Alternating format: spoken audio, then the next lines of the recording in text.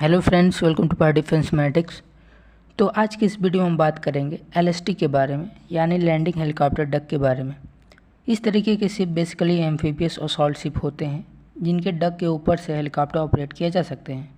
वहीं कुछ specials case में वर्टिकल टेक ऑफ और लैंडिंग एयरक्राफ्ट ऑपरेट किया जा सकता है, जैसे कि हैरियर और F-35 लाइटनिंग भी।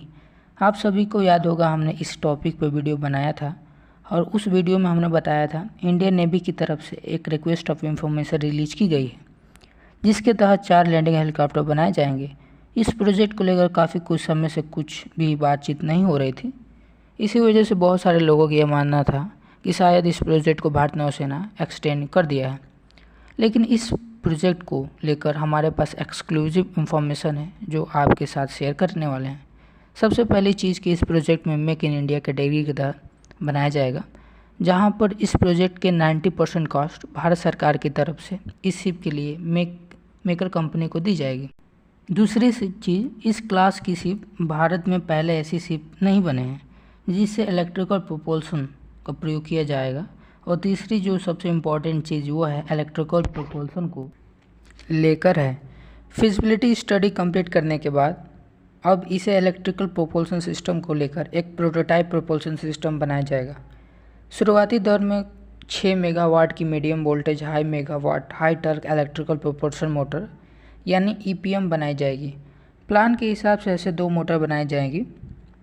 एक प्रोपल्शन मोटर कंट्रोल सिस्टम होगा और दूसरा एसोसिएटिव सिस्टम होंगे। और इस प्रोटोटाइप डेवलपमेंट के दौरान स्केबिलिटी को ध्यान में रखा जा रहा है। एक्चुअल एप्लीकेशन 7.5 वाट की मोटर का प्रयोग किया जाएगा और ये इंटीग्रेटेड सिस्टम लगभग 30,000 डिस्प्लेसमेंट वाले शिप को मूव करने में सक्षम होगा। यहाँ पर अगर टाइमलाइन की बात की जाए तो इस प्रोटोटाइप डेवलपमेंट को लेकर 18 मंथ का टाइमलाइन को रखा जा रहा है। वहीं पर अगर एक पूरी शिप की बात की जाए तो पूरे शिप की डेवलपमेंट को लेकर 5 साल का समय लगने वाला है और पहले शिप की डिलीवरी हर 1 साल पर भारतीय नौसेना को मिलेगा। यानी कि अगर ये कॉन्ट्रैक्ट साल 2025 में साइन कर दिया जाता है तो साल 2030 में भारतीय नौसेना को अपना पहला शिप मिल जाएगा और दूसरा 32 को और तीसरा 2034 में।